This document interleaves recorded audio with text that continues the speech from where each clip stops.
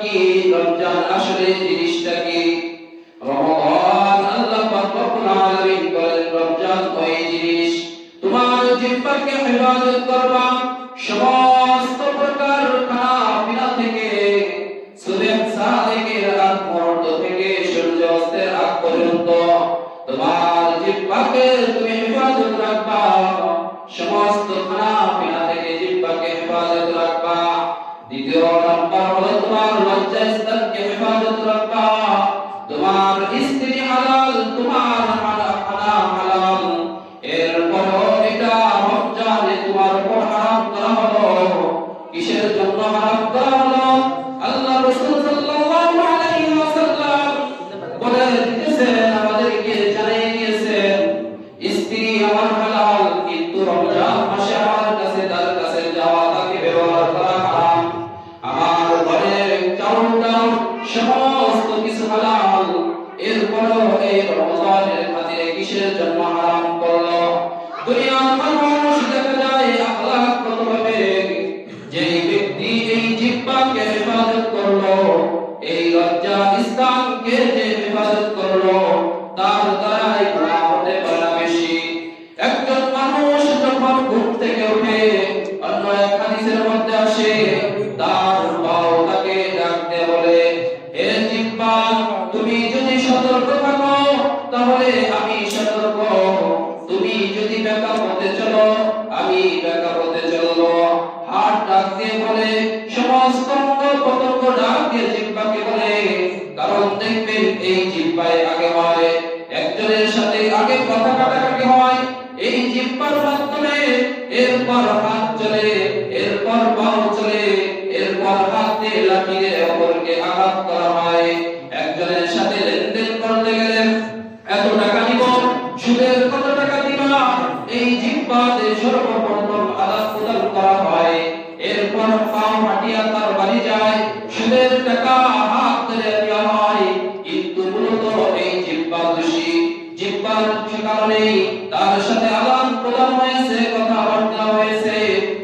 এই জিহ্বার কারণেই মানুষের সাথে মানুষের কথা বলতে হয়, কথাবার্তা এক পর্যায়ে একে অপরের সাথে মহব্বত হয়, এক পর্যায়ে একে অপরের অবৈধভাবে মিলামেশা হয়ে যায়। এই কারণে আগে যদি জিহ্বাকে নিয়ন্ত্রণ করতে পারে, তাহলে সমস্ত অঙ্গ প্রত্যঙ্গ এমনিতেই নিয়ন্ত্রণ হয়ে যায়। এই কারণে আল্লাহ পাক রব্বুল আলামিন বলেন, এই জিহ্বাকে হেফাজত করো। দুই নম্বর, তোমার লজ্জাস্থানকে হেফাজত করো। লজ্জাস্থান দ্বারা তোমার স্ত্রীকে ব্যবহার করার জন্য হালাল করে দিয়েছিলাম, কিন্তু বান্দা এই হালাল থাকা সত্ত্বেও তুমি একটা জিনিস বারবার ব্যবহার করলেও শয়তানের ওয়াসওয়াসার কারণেই দেখবেন হালাল ঘরে স্ত্রী থাকা সত্ত্বেও অনেক দেখা যায় স্ত্রী সন্তান আছে, অন্যের নারীর সাথে সে আসক্ত, ঘর থেকে বের হয়ে যায়, অন্য নারীর সাথে আলাপ শুরু করে দেয়।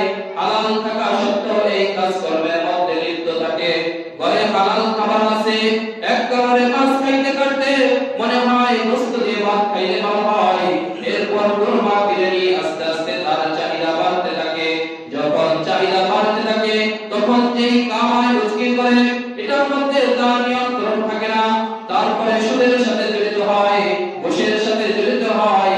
এই কারণে আল্লাহ পাক রব্বুল আলামিন বলেন, একটা মাস আমি রমজানুল মুবারক দিলাম, হালাল জিনিসকে আমি আল্লাহ হারাম করে দিলাম।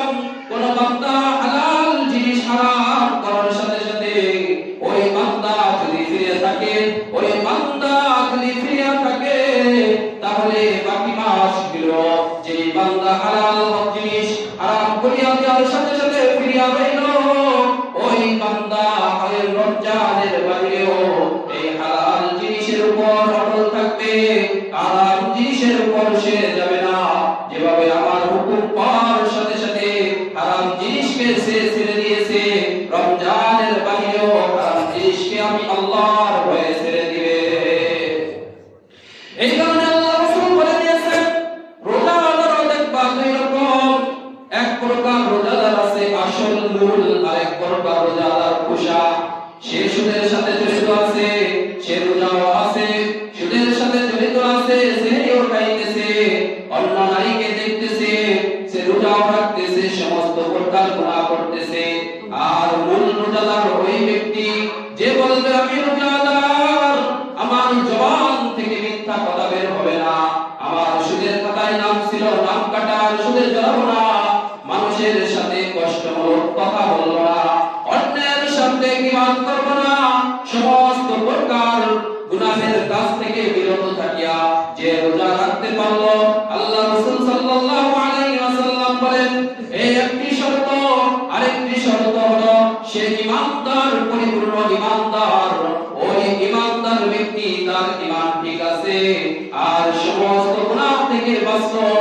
যে ব্যক্তি ঈদের নামাজ পড়তে গেল ওই ব্যক্তির মতো হয়ে গেল যেরকম একটা সন্তানকে মা গর্ভের থেকে গর্ভপাত করে দুনিয়ার মধ্যে শিশু বাচ্চা আসে, তার কোনো গুনাহ থাকে না।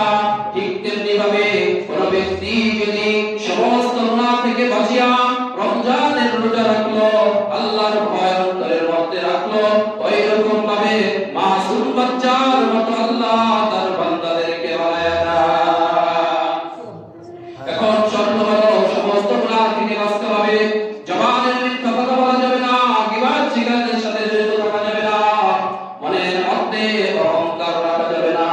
এই অহংকার যদি অন্তরের মধ্যে থাকে, এই মনের মধ্যে যদি অহংকার থাকে, আপনি নামাজ পড়তে পড়তে কপালের মধ্যে দাগ ফেলবেন, আল্লাহর কাছে কবুল হবে না।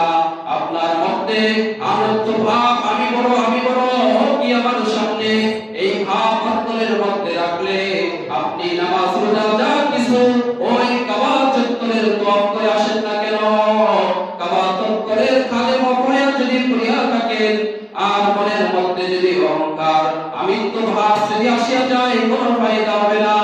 মুখের জবানকে ইবাদত করতে হবে, গীবত শিকার থেকে বাঁচতে হবে। এই কাজগুলি যদি ফিরতে থাকতে পারি তাহলে আল্লাহ রাসূলের ওয়াদা, রাসূলের কথা হলো সত্য। রাসূল হায়াতে জিন্দেগীর মধ্যে কোনো মিথ্যা কথা বলেন নাই, মানুষকে লোভ লালসা দেখান নাই। আল্লাহ রাসূল বলেন যদি নিষ্পাপ হতে চাও শর্ত মাপা, এক নম্বর হলো ঈমানদার হতে হবে। কি হতে হবে? এক নম্বরে ঈমানদার হতে হবে। ঈমানদার কাকে বলে এটা আমাদের জানার বিষয়। ঈমানদার ওই ব্যক্তিকে বলা হয় যে করেছে লা ইলাহা ইল্লাল্লাহ মুহাম্মাদুর রাসূলুল্লাহ, জবানে স্বীকার করিয়াছে, অন্তরে বিশ্বাস করিয়াছে, কাজে পরিণত করিয়াছে, সে ব্যক্তি হলো মুমিন ঈমানদার। আল্লাহ পাক রব্বুল আলামিন যে কালামুল্লাহ পাঠিয়েছেন এর থেকে একটি আয়াত নয়, একটি অক্ষর নয়, একটি জবর জের হবে যদি কেউ অস্বীকার করে, একটি লফজ বলা হয়, একটি বাক্য বলা হয়, এটাও যদি কেউ অস্বীকার করে সে আর মুসলমান থাকতে পারে না, সে ঈমানদার থাকতে পারে না। তবে দেখা যায় আমাদের মধ্যে বহু ঈমানদার আছে, কালিমা ঠিকই পড়েছে, ঈমান ঠিকই আনয়ন করেছে, যেমনি ভাবে দেখা যায় ওযুর ফরজ 4টি, পেশাব করেছে, ওযু করেছে, তার পবিত্রতা অর্জন করা হয়েছে, আবার পেশাব করার সাথে সাথে তার ওযু থাকে না, ওযু ছুটিয়া যায়। ঠিক তেমনি ভাবে আমাদের সমাজের মধ্যে বহু মানুষ আছে কোরআনকে বিশ্বাস করে এবং কালিমা সে মুখে জবান দিয়ে গ্রহণ করে আছে, জন্মের পর ডান কানে আযান, বাম কানে ইকামত দেওয়া হয়েছে, কিন্তু ওযুর পর, ওযু হওয়ার পর আবার সেরকম পেশাব করলে ওযু ভাঙিয়া যায়। এরকম হাজারো মুসলমানের সন্তান আছে, সমস্ত কিছু বিশ্বাস করার পর ঈমান হারাম মুরতাদ হিসেবে রয়েছে। দেখতে পারবেন সাহাবাদের বহু লোক আছে, আল্লাহ পাক রব্বুল আলামিন কোরআনের মধ্যে বলেছেন যে তোমরা জাহিলিয়াতের যুগের মতো ওই নারীদের মতো তোমরা চলাফেরা করো না, তোমাদের দেহকে আবৃত করে রাখো, তোমাদের দেহকে ঢাকিয়ে রাখো, পর্দা সহকারে তোমরা চলো। কিন্তু বহু মুসলমানের ভাইয়া অসত্য ওখানে যে প্রতিবাদ করে আমার শরীর আমি যা মনে চাই তাই করব, তোমার কি আল্লাহর কোরআনের আয়াতের উপর বিরোধিতা করতেছে, আয়াতের উপর নিজের ব্যাখ্যা বুঝাইতেছে, নিজের ব্যাখ্যা দিয়ে বলতেছে আমার দেহ আমি দেখাবো, তাতে তোমার কি, তুমি আমাকে ডেকে রাখার বলার কিনা। এখানে স্বয়ং আল্লাহ পাক রব্বুল আলামিন আয়াতের মধ্যে বলেন তোমরা জাহিলিয়াতের যুগের মতো চলাফেরা করিও না, তোমাদের দেহকে ডেকে রাখো, পুরুষদের কাছ থেকে তোমাদের দেহকে আড়াল করিয়া রাখো, ঢাকিয়া রাখো। আর তারা বলতেছে আমার দেহ আমি দেখাবো, কারে দেখাবো? সে ঈমানদারের ঘরে জন্ম হওয়ার পরেও, মুসলমানের ঘরে জন্ম হওয়ার পরেও, কোরআনকে বিশ্বাস করার পরেও সে ঈমানদার নয় নাই, সে মুরতাদ হয়ে গেছে, কাফের হয়ে গেছে। কোন ব্যক্তি নামাজ পড়ে না, ঠিক আছে নামাজ পড়ে না, কোরআন কাজ করতেছি, কিন্তু কেউ যদি বলে নামাজ পড়ে আর কি হবে, নামাজ পড়া ছাড়া আমার ঈমান ভালো আছে, নামাজের থেকে আমি বড় ভালো আছি, নামাজ পড়ে কে কি করতে পেরেছে, নামাজের আমার দরকার নাই, নামাজ ছাড়া ভালো আছি। কোন ব্যক্তি নামাজ পড়ে না, কাজ কর্মের চাপের কারণে নামাজ পড়লো না, কিন্তু নামাজকে অস্বীকার করলো না, সে গুনাহগার হওয়ার কারণে গুনাহ হবে। কিন্তু কেউ যদি জবান দিয়ে বলে ফেলে আমার নামাজের দরকার নাই, সঙ্গে সঙ্গে সে কোরআন বিশ্বাস করার পরেও সে মুমিন হতে পারে না। এরকম ভাবে বহু কারণ আছে, মানুষ ঈমানদার জানাজা ঠিকই হবে, কিন্তু কবরে রাখবে মুরতাদ হিসেবে।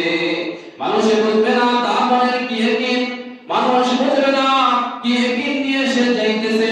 এই কারণে আল্লাহ রাসূল শর্ত দিয়ে বলেছেন, তুমি যদি মাসুম বাচ্চার মত হতে চাও, গুনাহ মাফ করাইতে চাও, তাহলে এক নম্বর শর্ত ঈমানদার হতে হবে, দুই নম্বর শর্ত এই গুনাহ কাজ করা যাবে না। রমজানের বাহিরে গুনাহ করতাম, রমজানের মধ্যে আমি গুনাহ করব না। রমজানের মধ্যে দুইটি কাজ, বেশি বেশি দুইটি কাজ, একটি হলো তারাবি। এই তারাবি সুন্নাত রাসূল সাল্লাল্লাহু আলাইহি ওয়াসাল্লাম যা কিছু করেছেন, যা কিন্তু কিছু করতে আদেশ করেছেন, যা কিছু করিয়া দেখাইছেন, এইগুলো হলো সুন্নাত। আর রমজানের রোজা রাখা ফরজ, দলিলে কতঈ সাবিত হলো স্বয়ং আল্লাহ পাক রব্বুল আলামিন অর্ডার করিয়াছেন, আল্লাহ পাক রব্বুল আলামিন আদেশ করিয়াছেন। এই সমস্ত কিছু ফরজ আইন ফরজ হিসেবে গণ্য হয়েছে, এটা অবশ্যই অবশ্যই সমস্ত মুমিনের উপর লাজিম, সমস্ত মুসলমানের উপর লাজিম। একমাত্র নাবালিগ এবং পাগলবিহীন আর এমন অসুস্থ মানুষ যে রোজা রাখলে সে মৃত্যুর আশঙ্কা, মাগরিবের আগ পর্যন্ত সে দুনিয়া ত্যাগ করবে রোজা রাখার কারণে, এই রকম ব্যক্তি ব্যতীত সমস্ত নর নারী পুরুষের উপর এই রোজাকে ফরজ করিয়া দিয়েছে। এই কারণে আল্লাহ পাক রব্বুল আলামিন আমাদের উপর রোজাকে ফরজ করে দিয়েছেন। আমার এখন প্রশ্ন হলো, রোজাদার দুই প্রকার, এক প্রকার হলো কুশাওয়ালা রোজা, শুধু কুশা আছে, ভিতরে মাল মশলা কিছু নাই, মূল নাই, শুধু কুশা আছে, ওটার দাম নাই। আর যে জিনিসের মূল আছে ওটা সমস্ত জায়গায় দামি, একটি ফসল যার মূল ভিতরে আছে, সেই মূল জিনিসটার দামি উপরের কুশা মানুষ ফেলায় দেওয়ার দরকার নাই।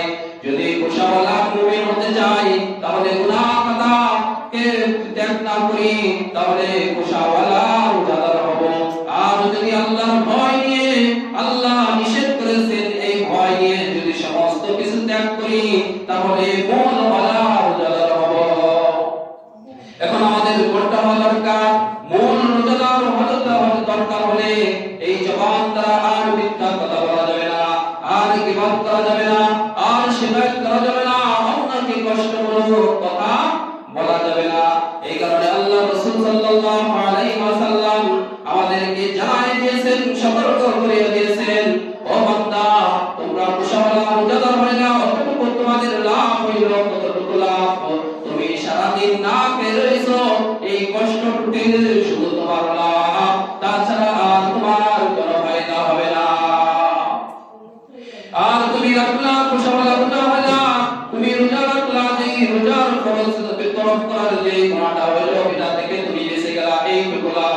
আর যদি মূল রোজাদার হতে পারো বান্দা, তুমি রোজা রাখার পরেও তোমার হায়াত জিন্দেগির যত বড় গুনাহ আছে না কেন, তুমি যদি কবিরা গুনাহ থেকে তওবা করো, তোমার মৃত্যু হতে আহ্বান দেরি আছে, তো কবরে রাখবে, তো কবরটা জান্নাতের টুকরা হয়ে যাবে। হাশরের ময়দানে উঠবা, জান্নাতের দরজা খুলে রাখতে থাকবে, আল্লাহ বলবে রাইয়ান নামক একটা দরজা আমি আল্লাহ রেখে দিলাম, আমার বান্দা দুনিয়ার মধ্যে ফিস ভরা আপেল কমলা, ভালো ভালো ঠান্ডা পানি, ভালো রকমের কত রকমের ফল সাজানো রয়েছে, স্ত্রী মা ডেকে করে রান্না করতেছে, চাইলে সে বের করে খাই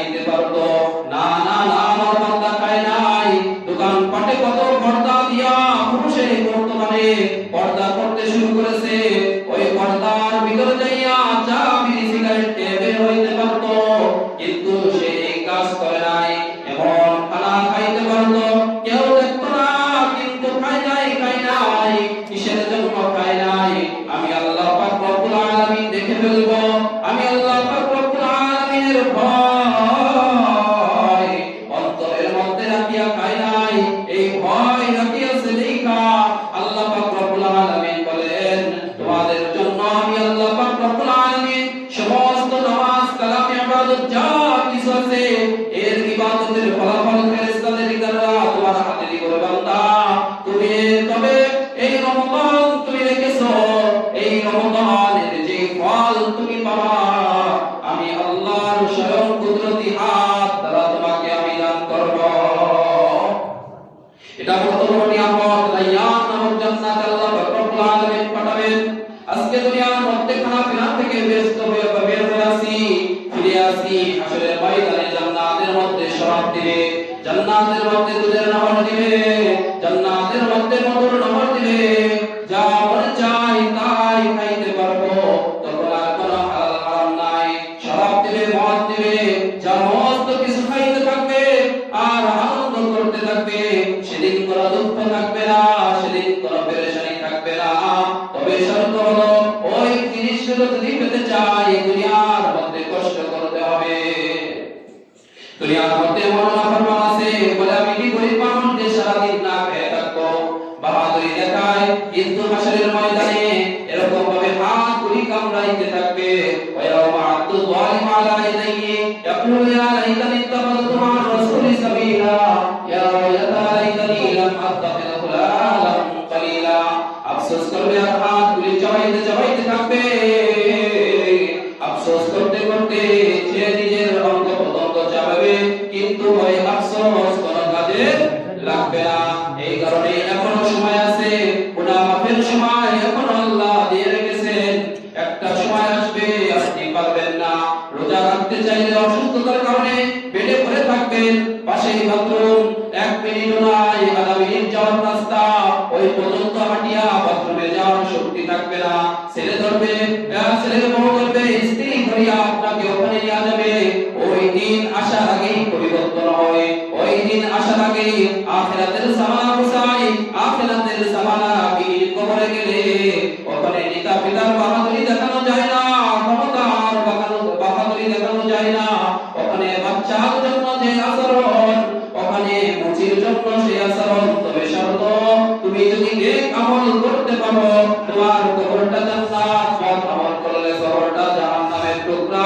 এখন আমল দিছে, বুদ্ধি দিছে, আমি কোনটা করলে কি করতে কি হবে, কোনটা ছাড়লে কি হবে সকলেই জানি। এই কারণেই আল্লাহ পাক রব্বুল আলামিন মাফের জন্য প্রদান দিয়েছেন। আমরা সকলেই ধৈর্যকাল সহকারে সালাতুত তারাবি পড়ব, সুবহ লাইলাহা ওয়া সুবহ নাহারা, দিনের বেলায় রোজা রাখবো এবং রাতের বেলায় তারাবির নামাজ আদায় করব। আল্লাহ পাক রব্বুল আলামিন যা কিছু বললাম আমাকে এবং আপনাকে সকলকে আমল করার তৌফিক দান করুন।